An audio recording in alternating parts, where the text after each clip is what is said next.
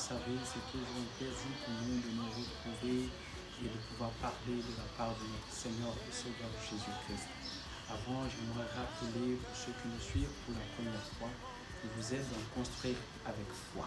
Cette plateforme-là qui vous permet de grandir dans la connaissance de la parole de Dieu et donc de grandir dans la connaissance de Jésus-Christ de Nazareth. Je bénis Dieu pour la vie qu'il nous accorde ce matin.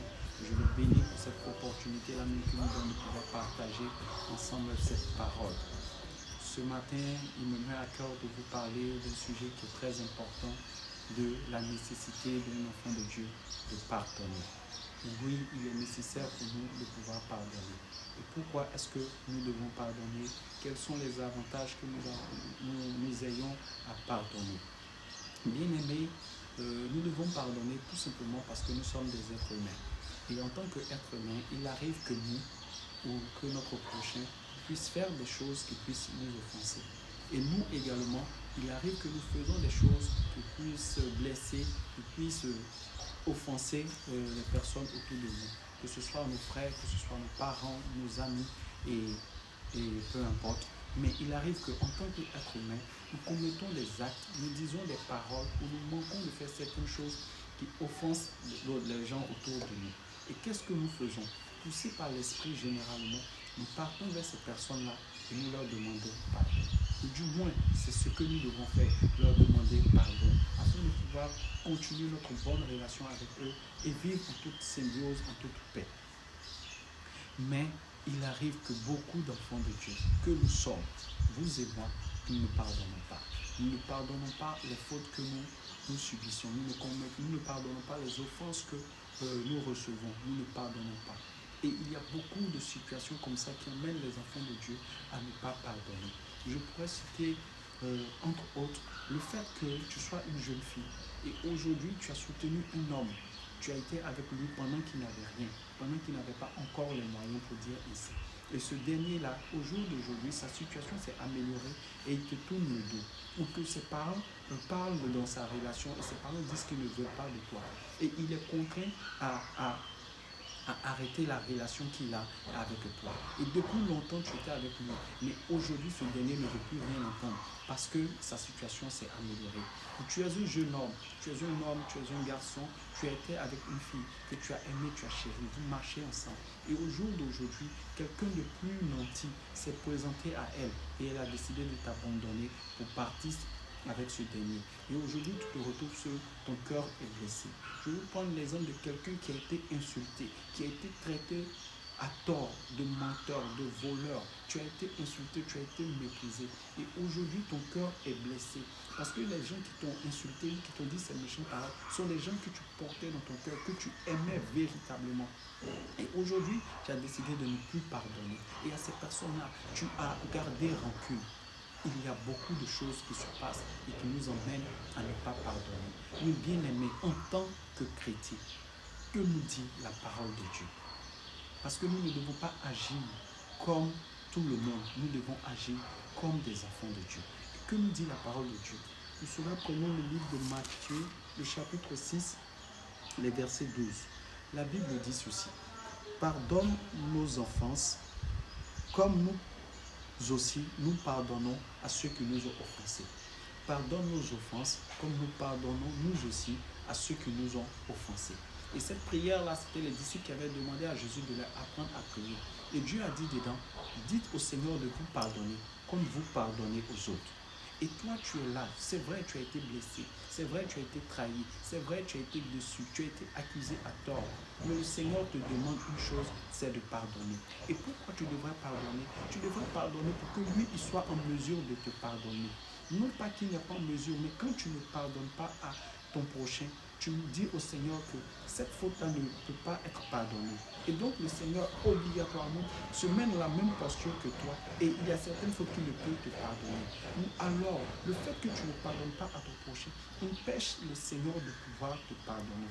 Empêche le Seigneur de pouvoir passer sur certaines situations que tu as commises également toi dans ta vie. Parce que bien aimé, vous et moi, ici aussi, nous offensons les gens. Vous et moi, ici présents, nous décevons les gens. Mais nous leur demandons pardon et nous espérons obtenir de le pardon.